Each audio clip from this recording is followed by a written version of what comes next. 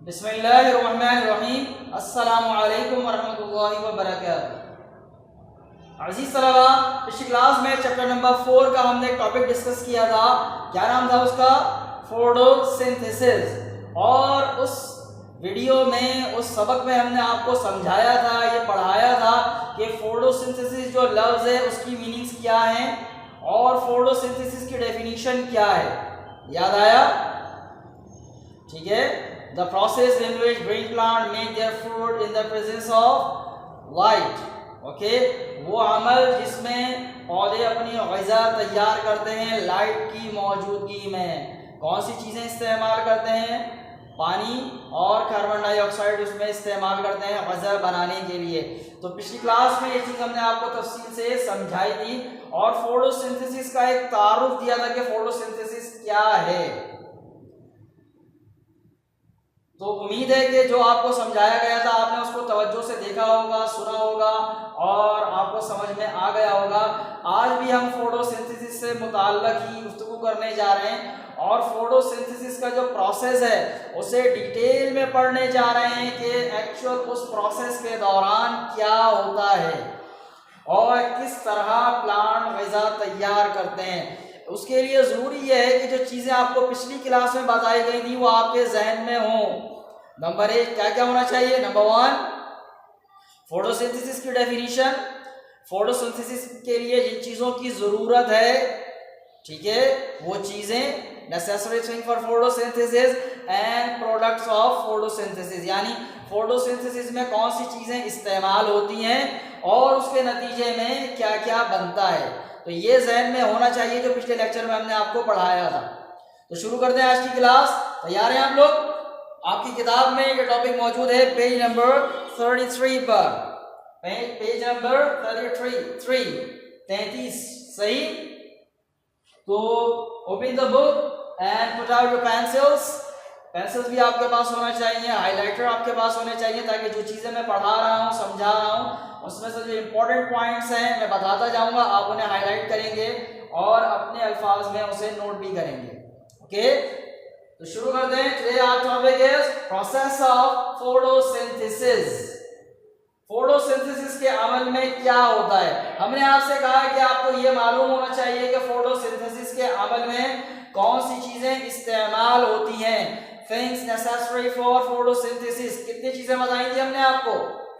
Number 1 water, number 2 carbon dioxide, number 3 chlorophyll and number 4 light. ये वो 4 चीजें हैं जो फोटोसिंथेसिस के लिए जरूरी हैं। और हमने आपको ये भी बताया था कि फोटोसिंथेसिस का अमल प्लांट में कौन से पार्ट्स में होता है? प्लांट के सिर्फ ग्रीन पार्ट्स में होता है। ओके, तो ये याद रखिएगा। अब सवाल ये है कि ये चीजें उन हिस्सों तक कैसे पहुंचती हैं और किस तरह अपना किरदार अदा करती हैं। तो शुरू करते हैं। Air containing carbon dioxide gets into the leaf through stomata. Air containing carbon dioxide gets into the leaf through stomata. Air जिसमें कार्बन डाइऑक्साइड होती है, एयर जिसमें कार्बन डाइऑक्साइड होती है, याद है ना हमने कल याद दिलाया था आपको एयर की कंपोजिशन। Carbon dioxide 0.03%। ओके, तो एयर में कार्बन डाइऑक्साइड होती है। वो एयर कहां दाखिल होती है? लीफ में। कहां दाखिल होती है? लीफ में। और किसके जरिए दाखिल होती है? Through stomata. ओके, स्टोमेटा याद है? बताया था हमने आपको। Stomata are tiny pores present on the surface of leaf. Stomata बारीक बारीक सुराख होते हैं, नन्हे नन्हे सुराख होते हैं माइक्रोस्कोपिक साइज के। और कहाँ मौजूद होते हैं? ये कसीर तादाद में लीव्स की सरफेस पर, सतह पर मौजूद होते हैं। और अपर सरफेस के मुकाबले में लोअर सरफेस पर स्टोमेटा ज्यादा होते हैं। तो स्टोमेटा के जरिए कार्बन डाइऑक्साइड या एयर लीफ में दाखिल होती है और उसके बाद क्या होता है? And reaches to the cells which make food, और दरमियान से गुजरती हुई कहां पहुंच जाती है? उन सेल्स तक पहुंचती है जो ग़िज़ा बनाते हैं, फूड मैन्युफैक्चर करते हैं। सही, क्या बताया मैंने? एयर में कार्बन डाइऑक्साइड होती है, ये एयर लीफ में दाखिल होती है और किसके जरिए? स्टोमाटा के जरिए, और कहाँ पहुंच जाती है? उन सेल्स तक जिनमें फूड मैन्युफैक्चर होता है।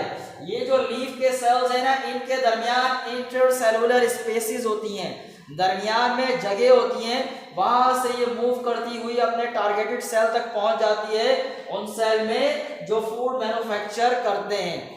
तो एक चीज पहुंच गई अपने मकाम पर जो फोटोसिंथेसिस में इस्तेमाल होनी है, क्या चीज? Carbon dioxide.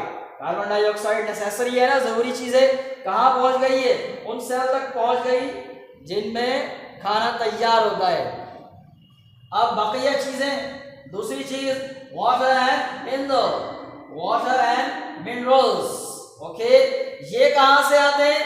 Come from the soil through xylem. Water and minerals come from the soil through xylem. Water में मिनरल डिसॉल्व होते हैं और ये पानी रूट के जरिए एब्जॉर्ब किया जाता है और उसके बाद कहाँ आ जाता है? ये जाइलम टिश्यूज में। और जाइलम टिश्यूज इसे कहाँ पहुंचाते हैं? ये जाइलम टिश्यूज इन्हें उन सेल्स तक पहुंचा देते हैं जहां फूड मैन्युफैक्चर होना है। ओके, रूट वाटर और मिनरल को एब्जॉर्ब करती है और उसके बाद जाइलम टिश्यूज इनको कहां पहुंचा देते हैं? उन सेल्स तक जिनमें फूड मैन्युफैक्चर होना है। तो भाई अब कितनी चीजें पहुंच गई सेल में? अब तक कितनी चीजें पहुंच गई? दो चीजें पहुंच गई। नंबर 1 कार्बन डाइऑक्साइड और number 2 water with dissolve minerals.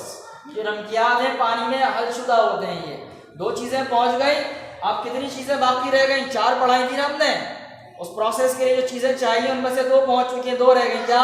Chlorophyll and light. Okay, the cell which make food contain chlorophyll.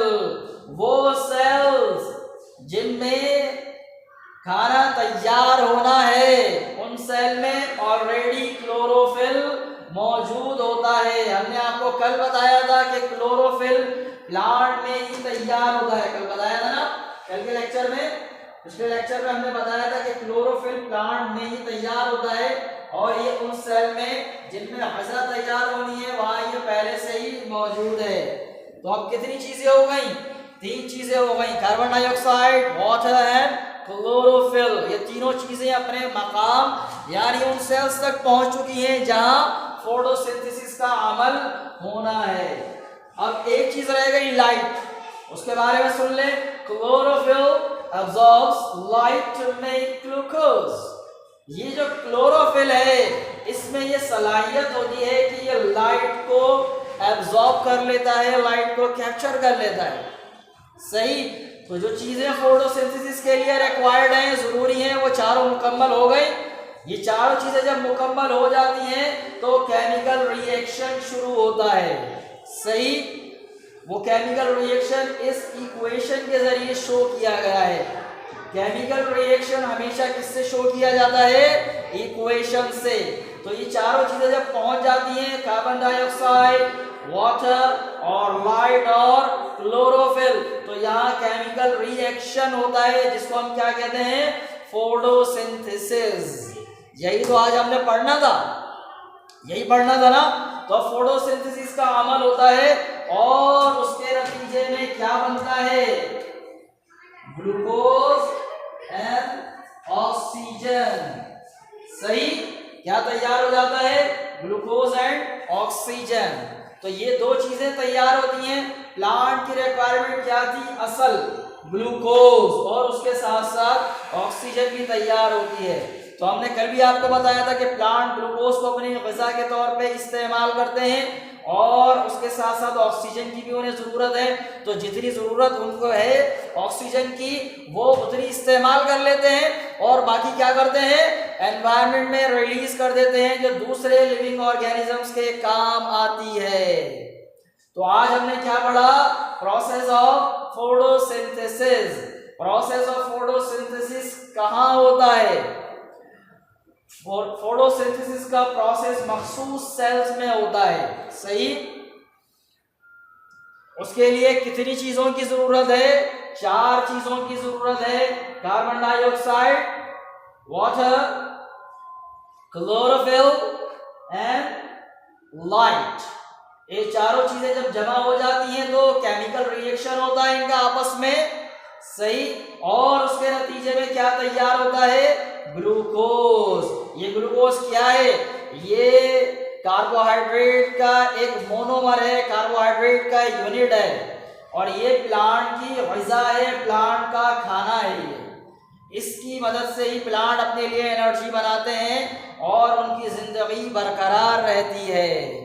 सही। तो प्रोसेस आपको समझ में आ गया। एक मरतबा दोबारा देख लें कि सारी चीजें प्लांट में किस तरह दाखिल होती हैं। प्लांट में कार्बन डाइऑक्साइड किस तरह दाखिल होती है भाई? स्टोमेटा के जरिए। स्टोमेटा कहाँ पाए जाते हैं? लीव्स की सरफेस पर और लोअर सरफेस पे ज्यादा होते हैं, पत्तों की सतहों पर पाए जाते हैं और लोअर सरफेस पे ज्यादा होते हैं। उसके बाद वाटर और मिनरल कहाँ से आता है? ये रूट एब्जॉर्ब करती हैं और जाइलम टिश्यूज के जरिए उन सेल्स तक पहुंचा देती हैं जहां फूड मैन्युफैक्चर होना है। और वो सेल जहां ग़िज़ा तैयार होती है वहां क्लोरोफिल ऑलरेडी मौजूद होता है। ये क्लोरोफिल लाइट को एब्जॉर्ब करता है और उसके नतीजे में फिर ये कार्बन डाइऑक्साइड और वाटर का केमिकल रिएक्शन होता है और उसके साथ क्या प्रोडक्ट तैयार होता है? Glucose and oxygen. Glucose plant की ग़िज़ा है और ऑक्सीजन एनर्जी बनाने के लिए इस्तेमाल की जाती है। सही। तो इस तरह फोटोसिंथेसिस का अमल प्लांट में वक़ूफ़ पज़ीर होता है। तो उम्मीद है कि जो आपको समझाया गया है और पढ़ाया गया है वो समझ में आ गया होगा। इंशाअल्लाह अगली क्लास में इसी टॉपिक से रिलेटेड एक और छोटा सा जो है वो सब टॉपिक डिस्कस करेंगे। तब तक के लिए अच्छा, एक चीज जाने से पहले, अल्लाह हाफिज से पहले एक चीज क्या करना है, होमवर्क क्या है? सही।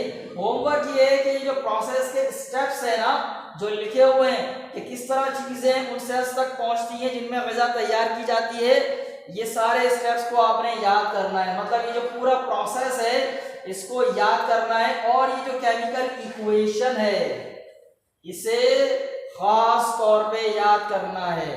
सही। और बस इतना ही काफी। सही। तो इंशाअल्लाह अगली क्लास में मजीद नए टॉपिक के साथ आपसे मुलाकात होगी। तब तक के लिए अस्सलामु अलैकुम वरहमतुल्लाहि व बरकातुहू। अल्लाह हाफिज।